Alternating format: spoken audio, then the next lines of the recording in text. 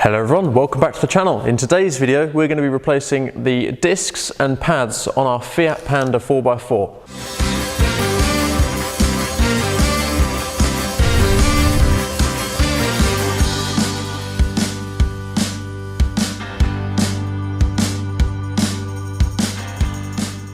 So before we begin, I'm just going to give a quick run through of everything we'll need to do this job. Now there might be a couple of things missing, but I will mention it when I'm doing the job, of course, if there's something I have missed, but hopefully there's not. So we'll start over here. The biggest spanner you'll need is a 22mm. Then we need a size 17mm spanner and a size 11mm spanner. Need a size 6 Allen key, a size 13, a normal size socket and an extended socket. We'll also need a size 19 socket and an extended 19 socket. And of course, ratchets. We'll also need a bit of brake fluid cleaner to clean off the new rotors and pads before we get going. And we'll need some high strength thread locker. Now moving over to the cleaning part, this is optional. I've got a wire brush because I'm going to be cleaning up my calipers. Of course, if yours is nice and sexy, unlike mine, you don't need to be doing that, but mine are quite corroded, so I'll be cleaning them. Also need a bungee to hang the caliper and also copper grease. This is one of the most important things, so nothing rusts in the future, and of course your new parts. Now, one of the things the Panda does feature is quite a weird rear caliper. Now, of course, a lot of cars have a drum brake inside the rear caliper as the handbrake. The Panda does not have that. The Panda actually has the handbrake built into the rear caliper. Now, it's not a drum, it's actually in the caliper. So that involves winding the piston back, where normally you can just push the piston and it goes in. On the back of these Pandas, you actually have to turn the piston whilst you're compressing it. So you have to push it and turn at the same time, which is where this tool comes in. This is a 12-piece universal caliper wind back kit. Now you can see here, this is what it's got. I'll show you a little bit closer later on, but you will need one of these kits. You can pick these up on eBay really cheap. That's exactly where I got this one. So I think that's everything. Of course, you'll need safety glasses and just protective wear like gloves and ear defenders if you're using something as loud as this gun here. But other than that, let's get cracking on. So the first thing I'm going to do is clean these up with a wire brush. Now I'm not going to show you that because it's quite boring, so I'll click my fingers and hopefully it'll be done. I've also now got gloves on. So our first job is actually to undo the lower bolt here of the caliper. There's two main bolts that hold the whole unit on, and there's two little ones with the sliding pins here, and we're going to undo the bottom one, which is a size 13mm socket. We're going to flip it up and just take the pads out to begin with. Now this is just the bottom bolt here we're going to take off, size 13 like I've said.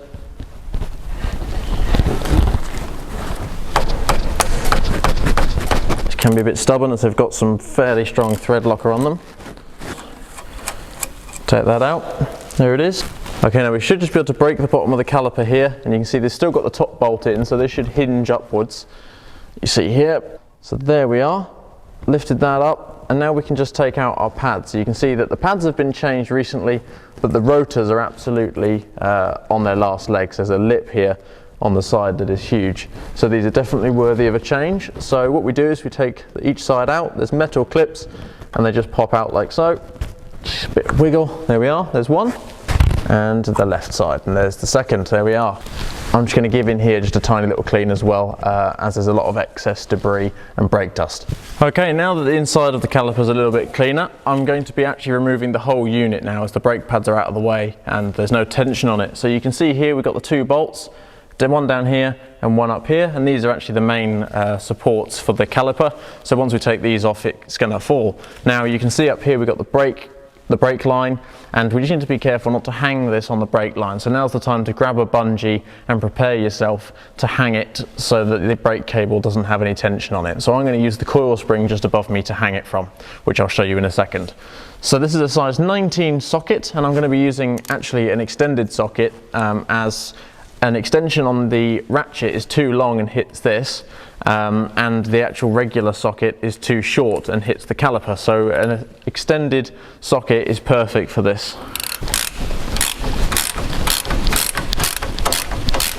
Okay, there's the first one. Okay, so I'm preparing my bungee just by putting it up here on the coil spring, just like so. There we are, now it's ready for me to loop through here and attach it once it comes off. Okay, now there's our second one. So this should now all just completely lift off, like so, and try not to put too much tension on the brake cable here. Now what I'm going to do is loop this round and through, like so. There we are. And I'm going to clip that back up there, and you can see this just hangs it nicely, and there's no tension on that brake cable whatsoever. Okay, so these are just two size 12s, and you're going to have to need, yet again, an extension socket because they're very long. You can see they look like bullets.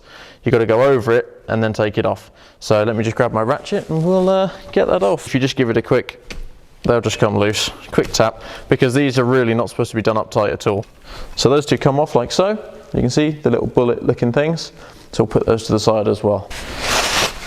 Now, depending on how long the rotors have been on the car, they could come off just like that, or they could actually be corroded to the back here. Now this one doesn't actually look like there's any copper grease or anything on here, so I will be, of course, installing copper grease on here. It's not too bad though. It hadn't corroded completely to it, so that is a positive. But you can see here, hang on, let's get that angle right. You can see the lip on that around here. It was time for it to be changed. And they're getting pretty worn down, so looking forward to getting those new Brembos on. Okay, now just below me I've got a little container so that I can catch all, well, as much as I can of this brake cleaner. So I'm just going to clean this up, making sure that it's degreased nicely, ready for me to copper grease again before the new rotor goes on.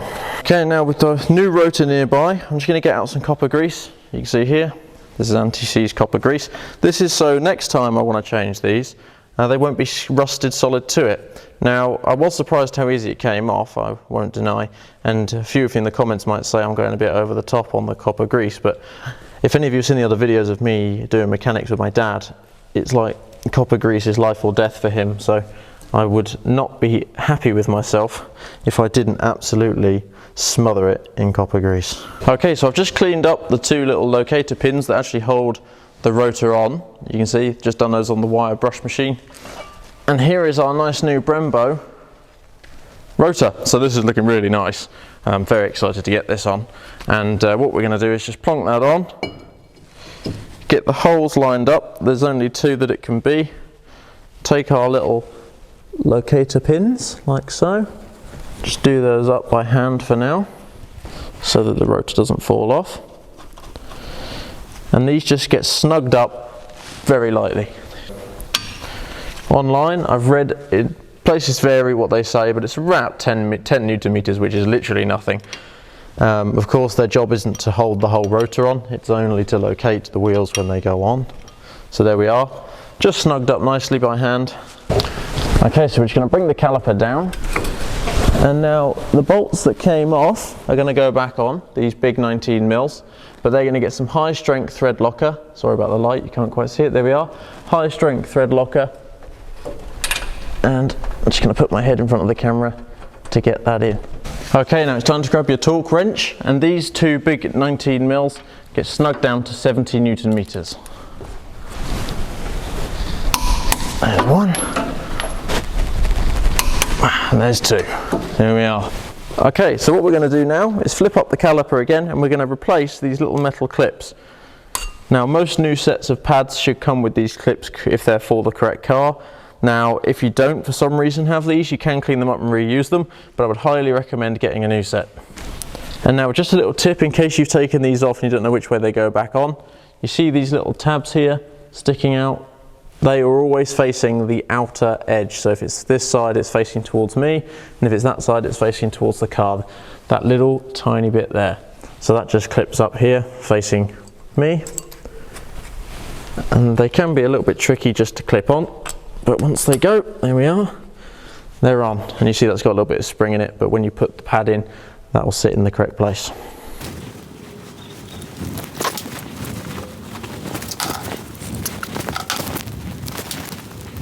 There we are. So all those clips are installed, nice and new. And now what we'll do is we'll copper grease these and the pads. Okay, now these, you don't really want to put too much in them. Just a tiny little layer in there so the pads can slide nice and free. Of course, I'll be putting a little bit on the pads as well, but it's just a tiny bit so they slide. I feel like it's just going to make them slide a bit better. There we are. Okay, now with the new pads, you can see the back of them here. What we're going to do is just put a tiny bit of copper grease on those. And I like to do it just on these bits where the metal clips are here. So these little pieces is where the metal clips are, and I like to put a little bit on those as well so they slide nice and easy. So now with that one done, I'm just going to do the other one. Okay, so you can tell which way to put them in correctly. Of course the disc is shaped this way like that, and the pad needs to be also in the same rotation. You can see the curves match. So you just got to push that in the clip there at the top, push that in the clip there at the bottom like so, and then just push them right in until they're touching your new rotor, like so. There we are. And it's exactly the same on the other side. There we go. And it's gone in just like so. So with that complete, it's time to reinstall the 13mm at the bottom here to stop the caliper flipping back up. So that just goes in the bottom there. There we are. With high strength thread locker as well. And it just gets snugged down nice and confidently. There we are. So we'll move on to the rear now, and I'll show you how you do that because that's a little bit different. Okay, so the process on the rear is nigh on the same, other than the fact you can see we've got this handbrake cable. So we're going to begin just by releasing the handbrake cable, which is just literally unclip it from here. Reg, could you please let me finish my sentence? And then what we're going to do is exactly the same, but we're going to remove both of these two bolts, because the only way to get the handbrake cable out of the way is to actually take this whole piece of the caliper off. Instead of flipping it up, we're going to undo both of them. So on the rear, the piston sliders actually spin, so you have to grip them with a size 17mm spanner, and then you can undo it. You see? And you need to hold it still so it doesn't spin. Oh, that was close to my face.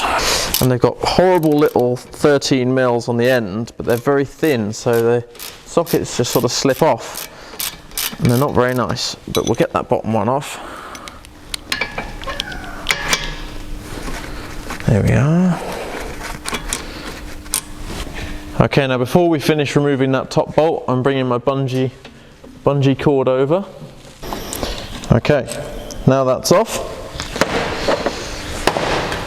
Should be able to see that this caliper, well, this half of the caliper, can wiggle off, and we can flip that up like so. Now if you take a look here, we've got the handbrake cable, and we've also of course got the brake fluid cable. So what I'm going to do, it just literally pulls out, take the handbrake cable out, like so, just make sure to bring the bush with it, get that out of the way completely, and then hang this up.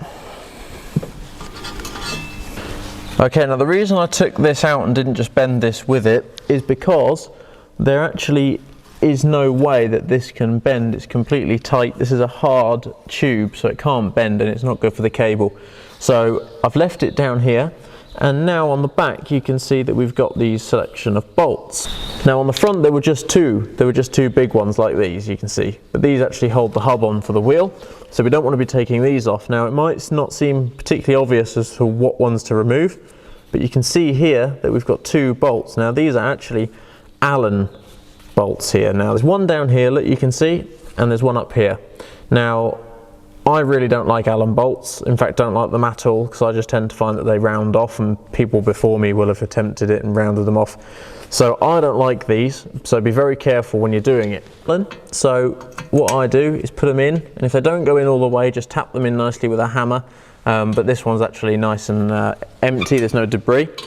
So what I'll do is just try and break this one loose. Here we go. There we go. And really make sure you pull it straight and make sure that it's in there correctly, because these round off so easily. There's number one.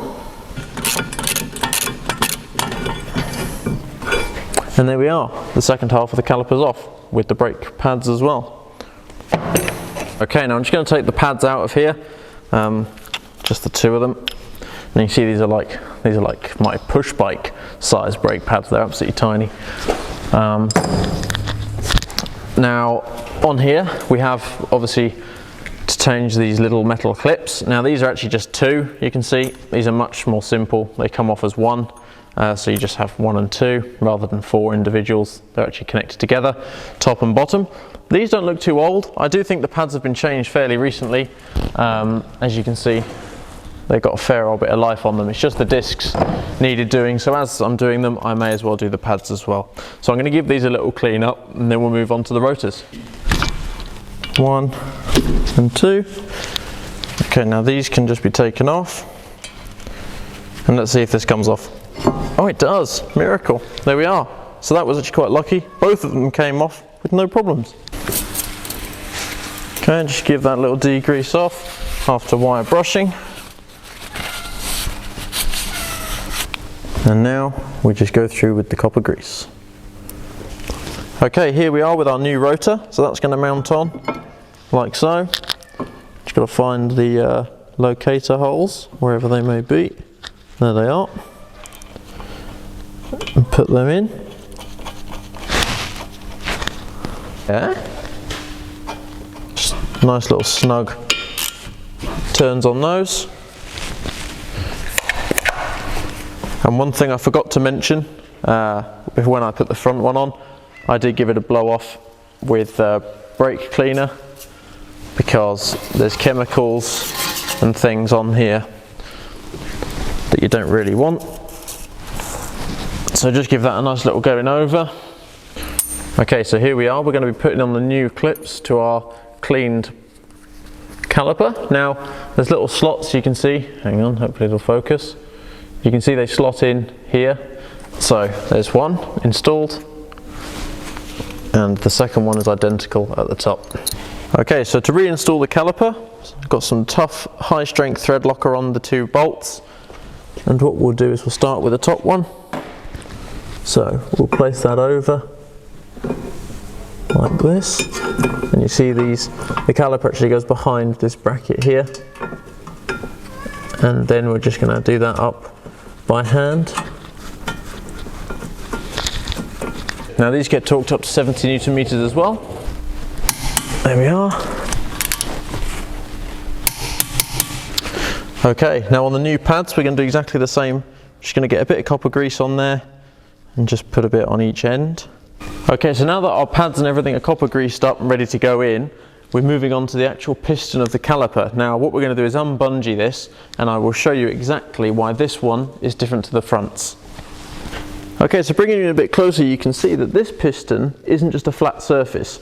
It actually has these little indentations and it almost looks like an alloy wheel. You can see that this isn't a regular one. Now, if you try and push on this, nothing will happen. It will stay exactly where it is. You can use a piston pusher, all sorts. It does not move back in.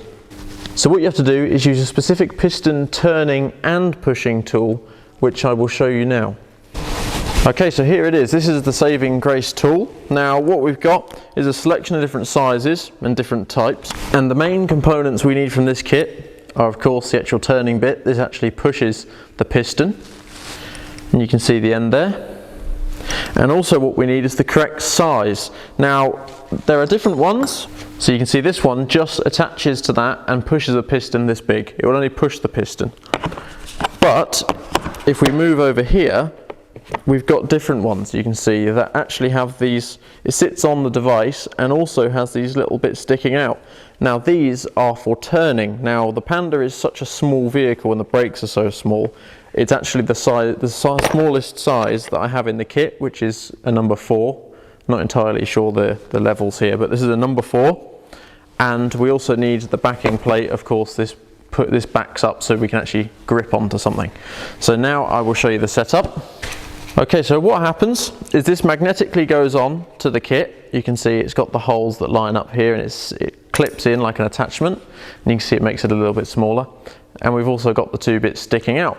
So that will now push the piston, so I can turn that into the piston. But of course I can push it, but if it's not going to grip this way, it's never going to push, it's going to just be pushing into me. So we need this, which will go inside the caliper as well. So what we do is we get this roughly as close as we can, and then I put this plate over the top there, like so, and that is exactly how we're going to use it. So let's move in a bit closer and I'll show you how. Okay, now one thing to mention before we begin is, of course, when you're winding back this piston, it can actually send pressure up to the top. So I have taken the cap off of the reservoir under the bonnet, but I'm also going to slightly release this bleed nipple here, so that when I turn this piston, because when you turn it and push it, it creates a lot of pressure. Okay, so what we're going to do is we're going to get the tool with 2 bits sticking out, and we're going to line it up with 2 of the piston spaces here, and we're going to also slot this piece of metal in between the caliper like so, so it grips. Now it actually goes that way, there we are, like that. And what I'm probably not able to show brilliantly here is that I'm going to slot that in to the piston and let you see it doesn't turn. So now what we do is we just crank this off, just release this a bit so there's tension. There we are, and now that plate is pushing this way and that is pushing towards the piston. So now the plan of action is to get a spanner on here, and whilst we turn anti-clockwise on here to undo and push, we're also turning the handle to the right, which is actually in turn going to turn the piston as well. So whilst we're pushing the piston in, we're also turning with this mechanism.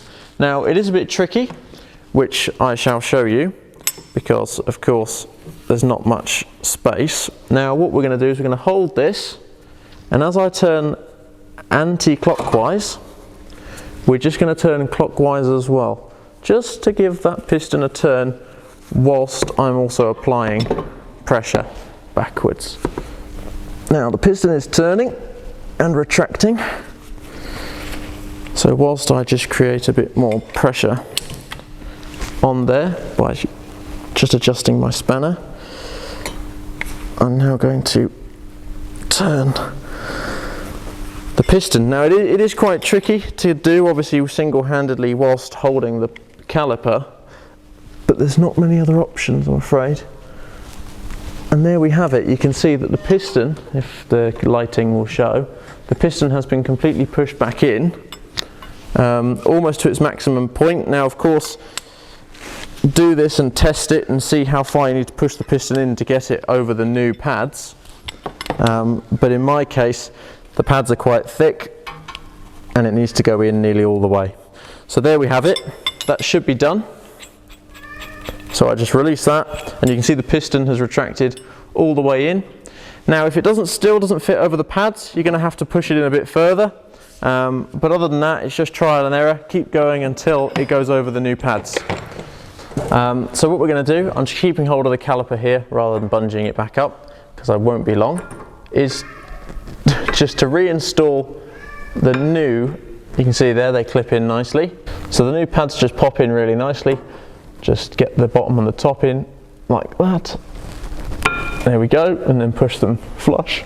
Now we can hope that the piston has been pushed in far enough, but of course we need to get the handbrake cable back through, so we just need to push that through. There's a small hole, which I will show you in a second, for it to come through.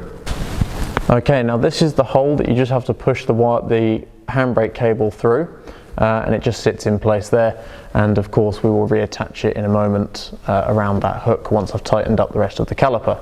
You can see that's the end there. Now the Brembo kit actually installs 2 new caliper bolts for each one, so they've also got the red thread locker, so we'll just put both of these on, as you can see, pop them in, and now it's our size 17 again and 13, and we just sit and do these up until they're snug.